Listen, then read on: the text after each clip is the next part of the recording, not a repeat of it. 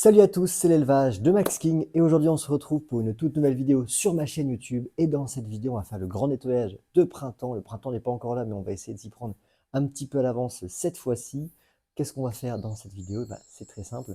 Nous allons du coup avec Paul nettoyer le showroom des poules car il n'y a pas eu de poules depuis le mois de septembre à l'intérieur. Il y a juste eu une volière où il y avait des pigeons d'ornement, mais le gros problème qu'on a eu ici sur l'élevage c'est qu'on a été inondé et je pense qu'il y a beaucoup de personnes en France, surtout dans le nord, qui ont eu ce problème-là. Donc bon courage à vous. On va voir ici les dégâts qu'on a pu avoir du coup ici dans l'élevage. On va voir un petit peu tout ça. Il y a eu beaucoup de problèmes. On va essayer de prendre ça positivement et de travailler pour que ça soit le mieux possible. Donc du coup, on va nettoyer tout ça. On va nettoyer le Karcher. Alors, je vous dis on va, mais j'ai déjà fait, je fais l'intro après avoir fait tout ça. Mais du coup, on va voir un petit peu ensemble tout ça. J'ai fait un petit timelapse dans lequel on va voir un petit peu le nettoyage du Karcher, etc. Et puis, juste après, on va pouvoir voir un petit peu les dégâts qu'il y a eu, comment on a fait pour y remédier, etc., etc. Si la vidéo vous plaît, vous aimez bien un petit peu les vidéos remises à niveau un petit peu de l'état de l'élevage, n'hésitez pas à me le dire en commentaire. N'hésitez pas également à me mettre des gros pouces bleus vers le haut, à commenter, à vous abonner, à activer la cloche, ça fait toujours plaisir. Et moi, je vous dis bon visionnage!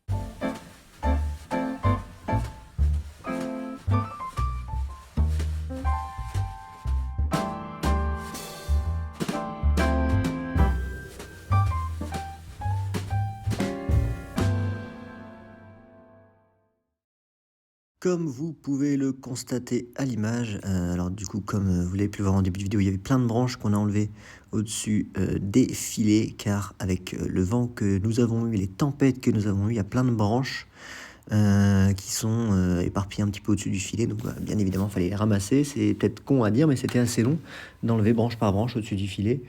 Sachant qu'on ne pouvait pas accéder par au-dessus, on a dû aller par en dessous et enlever petite branche par petite branche. Comme vous pouvez le voir, il n'y a pas eu d'animaux depuis le mois de septembre-octobre.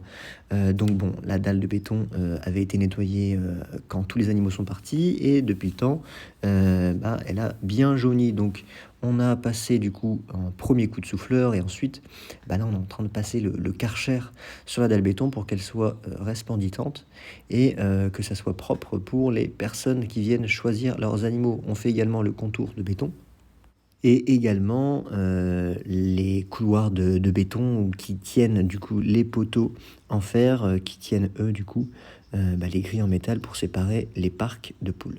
Alors comme vous avez pu le voir dans le petit timelapse, alors là c'était il y a quelques jours, donc ici du coup la dalle ça y est elle est nettoyée, elle est propre. Comme vous pouvez le voir juste ici, la tempête a complètement arraché mon panneau que je venais tout juste d'avoir malheureusement. Donc bon, c'est pas de bol, mais bon, c'est pas grave. C'est que du matériel. Aucune bête n'a été touchée ici dans l'élevage, donc c'est le plus important. Donc bon, voilà, ça fait mal au cœur, mais bon, c'est pas grave, on en reprendra un. Donc c'était un logo que j'avais positionné juste là-bas au fond. Je vais zoomer dans tous les cas, on ira voir tout à l'heure. Ce qui donnait vraiment le logo, on le voyait de partout. Donc bon, il va falloir que je retrouve un logo. Mais bon, c'est pas le seul dégât qu'on a eu ici. Comme vous pouvez le voir, il n'y a plus d'herbe. Donc là, on vient de retourner la terre et semer de l'herbe. Mais ici, dans ce parc-là, et surtout ce parc-là, on a été complètement inondé. Donc pendant 5-6 jours, il y avait à peu près 15 centimètres d'eau partout, partout. Donc ici, j'avais encore les brabanteurs que j'ai dû enlever en vitesse car il y avait vraiment de l'eau partout, partout. Heureusement, ce n'est pas monté au-dessus de la dalle béton. Heureusement qu'on les a fait à bonne hauteur. Mais bon, tout le parc extérieur était trempé. Je pensais que j'allais plus avoir d'herbe ici, mais bon, comme vous pouvez le voir, il y a quand même encore un petit peu d'eau à l'intérieur. Voilà. Mais bon, je pense que l'herbe va résister. Ici, au moment où je tourne, on est le 11 mars. Et bon, là, ils annoncent encore 10 jours de mauvais temps. Donc, je pense que début avril, mi-avril, tout dépendra bien évidemment du temps qu'on aura. Mais on va pouvoir remettre les poules. Donc, il restera encore un petit mois où l'herbe pourra reprendre, re-respirer, etc. Ici, bon, pas le choix. On a dû retourner la terre, ressemer de l'herbe pour pouvoir avoir de l'herbe au printemps ou au moins au début de l'été. Donc je pense que d'ici un mois et demi, 2 mois, on aura de quand même plus jolis résultats avec de l'herbe. Surtout que c'est la toute première volière qu'on voit ici qui est juste à l'entrée du parking. Donc ça serait quand même dommage de ne pas avoir de l'herbe. On a rebidouillé quelques trucs, il y avait des perchoirs qui étaient tombés, on les a remis. J'avais mis une branche d'arbre ici que j'ai remis de l'autre côté pour pouvoir bien retourner correctement.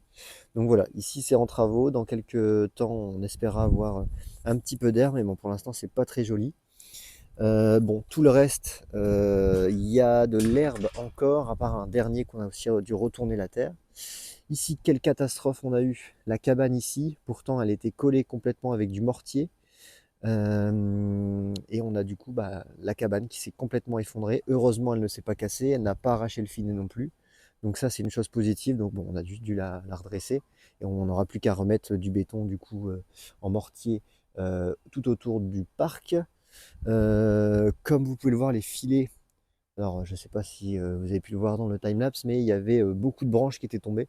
Bon, un petit peu avant, j'avais une énorme branche aussi qui était tombée du coup sur le filet, donc on a dû tout enlever. Tout était détendu, on a retendu et on a enlevé chacune des branches. Alors, ça peut paraître assez simple comme travail, mais ça nous a pris quand même toute une journée avec Paul d'enlever chaque brindille qui était sur le filet. Donc là, on a tout enlevé pour que ça soit quand même vachement plus propre. Comme vous pouvez le voir ici, l'herbe, ça va encore, elle a morflé, mais ça va encore. Je pense que ça va repousser. Comme vous pouvez le voir, l'herbe, elle est encore là.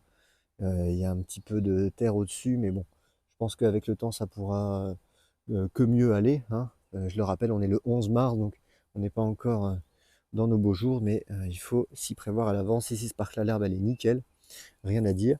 Et si je tourne un petit peu, vous allez pouvoir voir les dégâts juste ici avec la tempête. Les claustras, juste derrière, se sont complètement arrachés. Alors, en plus de ça, c'est pas le seul endroit où le claustras s'est complètement arraché. On voit carrément le parc de derrière. Il y a ici où ça s'est arraché. Il y a là-bas, en même temps que la cabane s'est cassée. Ici, il y a quelques planches qui se sont complètement pétées. Donc le claustras, c'est pas quelque chose que je conseille. On a essayé parce que c'était quand même le moins cher, parce qu'il y a quand même pas mal de longueur à faire. Mais je pense que à l'avenir, ça sera pas des claustras qu'on mettra. Ici, pareil, le claustras s'est complètement arraché, donc on aura, enfin, il s'est pas arraché, mais il s'est enlevé sans se casser, donc on pourra le remettre directement. Ici, pareil, non, ici tout va bien. C'est ici que pareil, le claustras s'est arraché. Et dans ce parc-là, je vais rentrer dedans pour vous montrer mieux. Mais pareil, la cabane, alors elle n'est pas tombée, puisqu'elle est beaucoup plus grande, elle ne pouvait pas basculer vers l'avant.